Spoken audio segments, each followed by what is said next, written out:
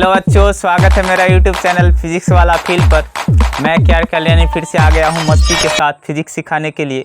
और आज फिर से हम पिछला टॉपिक को ही कंटिन्यू कर रहे हैं। आज लेकर के आए हैं प्रकाश का पूर्ण आंतरिक परावर्तन। एग्ज़ाम के लिए जो 12th में पढ़ते हैं उसके लिए मोस्ट VVI प्रश्न है, और आपको जो 10th वगैरह वाले भी पढ़ते हैं उसके लिए भी जानकारी की चीज़ है, याद रखना है, कभी कभी पूछ सकता है। ठीक है, तो स्टार्ट करते हैं प्रकाश का पूर्ण आंतरिक परावर्तन के कंसेप्ट। देखिए, जैसा हम अभी जो कंसेप्ट स्टार्ट करने जा रहे हैं वो पिछला वीडियो के नेतृत्व में करने जा रहे हैं, वो समझिए। पिछला आप लोगों को समझाए हुए हैं क्रांति कोण, बस उस वीडियो को देखिए। उसके बाद जब आप इस वीडियो को देखिएगा तो पूरा समझ में आ जाएगा, वो गारंटी के साथ है। ठीक है, अब देखिए क्या होता था। पीछे जब हम लोग पढ़े थे तो उसमें देखे थे जे एक सघन माध्यम था और दूसरा जो है विरल माध्यम।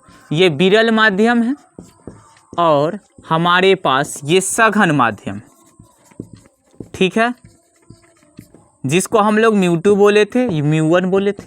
पिछले दिन बताए थे क्रांति कोण के बारे में। क्रांति कोण के बारे में बताए कि जब प्रकाश की किरण सघन माध्यम से विरल माध्यम में जाता है, ठीक है, तो आपतन कोण का एक ऐसा मान जिस पर अपवर्तित किरण माध्यम के सतह के समांतर हो जाता है, अर्थात अपवर्तन कोण 90 डिग्री हो जाता है, क्रांतिक कोण कहलाता है। और वो आपका यह था जो देखे थे, जो प्रकाश की किरण हमारे पास ऐसे गया तो ये तिरछा थोड़ा सा मुड़ा, ठीक है, फिर थोड़ा सा आगे बढ़ाए, फिर से तिरछा ज़्यादा मुड़ा, ठीक है, फिर आगे बढ़ाए तो ऐसा आया जो पूरा प्रकाश की किरण क्या हो गया, माध्यम के सतह के समांतर हो गया। और यहाँ पर हम लोग क्या बताए थे, जो इसको हम लोग बोलते हैं क्रांतिक कोण IC, ठीक है। लेकिन अगर हम इससे ज़्यादा मान बढ़ा दे I का तो क्या होने वाला है, इस चीज़ को समझना। जैसे ही इससे ज़्यादा हम प्रकाश की किरण को इस कोण से ज़्यादा, किस कोण से, तक क्रांतिक कोण से ज़्यादा मान पर प्रकाश को सघन माध्यम से विरल माध्यम में आपतित करवाएंगे तो क्या होगा, जो प्रकाश की किरण का अपवर्तन न हो करके ये प्रकाश की किरण परावर्तन के नियमों का पालन करते हुए पूर्णतः उसी माध्यम में परावर्तित हो जाएगा। और यह घटना हमारे पास क्या कहलाएगा, प्रकाश का पूर्ण आंतरिक परावर्तन। ठीक है, जैसे यहाँ पर क्या था, जब प्रकाश की किरण आया मुड़ गया, ये एक माध्यम से दूसरे मतलब सघन से विरल में जा रहा है।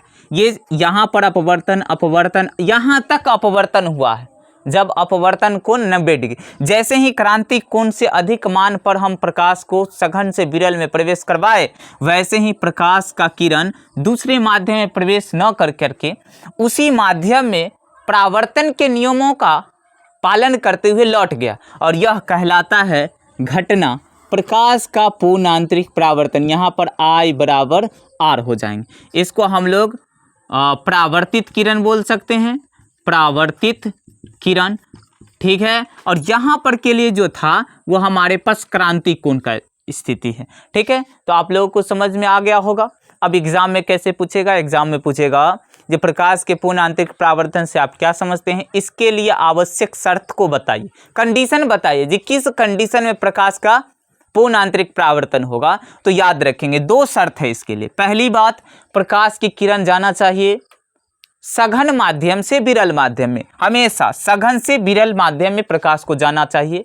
दूसरा, आपतन कोण का मान क्रांतिक कोण से अधिक होनी चाहिए। ये 2 कंडीशन है, तब जाकर के प्रकाश का पूर्ण आंतरिक परावर्तन होगा। आप कहिएगा जो प्रकाश के पूर्ण आंतरिक परावर्तन का क्या उपयोग है सर, तो बहुत सारे उपयोग है, बहुत सारी परिघटनाएं हैं जो हमारे पास प्रकाश के पूर्ण आंतरिक परावर्तन को प्रदर्शित करता है। जैसे आपका इंद्रधनुष जो दिखाई देता है, उसके कंडीशन में भी देखिएगा तो वहाँ पर प्रकाश का अपवर्तन और पूर्ण आंतरिक परावर्तन होता है। और जैसे देखिएगा मरीचिका एक घटना है जो एक तरह का प्रकाशीय भ्रम है, उसमें भी पूर्ण आंतरिक परावर्तन की घटना है। और इसी तरीक़ा से आपको इम्पोर्टेंट है 12th में ऑप्टिकल फाइबर, जो प्रकाशीय सिग्नल को एक स्थान से दूसरे स्थान तक भेजने के लिए उपयोगी होता है, उसमें भी उसका उपयोग। तो बहुत सारे हमारे पास इलेक्ट्रॉनिक डिवाइसेस ऑप्टिकल डिवाइसेस है जिसमें इसका उपयोग किया जाता है बहुत सारी परिघ, जैसे हीरा चमकीला होता है वो केवल और केवल प्रकाश के पूर्ण आंतरिक परावर्तन पर। ठीक है, तो हम लोग प्रकाश के पूर्ण आंतरिक परावर्तन को समझ लिए हैं। इसको थोड़ा सा हम लोग परिभाषित कर लेंगे। क्या लिखेंगे? जब प्रकाश की किरण किससे जाता है? सघन माध्यम से विरल माध्यम में प्रवेश करता है और आपतन कोण का मान क्रांतिक कोण से अधिक होता है तो प्रकाश की किरण परावर्तन के नियमों का पालन करते हुए पूर्णतः उसी माध्यम में परावर्तित हो जाती है। यह घटना प्रकाश का पूर्ण आंतरिक परावर्तन कहलाता है। ठीक है, अब इसके लिए अगर शर्त बोलेगा तो पहला, प्रकाश की किरण को सघन से विरल में जाना होगा, और दूसरा कंडीशन क्रांतिक कोण से अधिक मान पर आपतित होना होगा।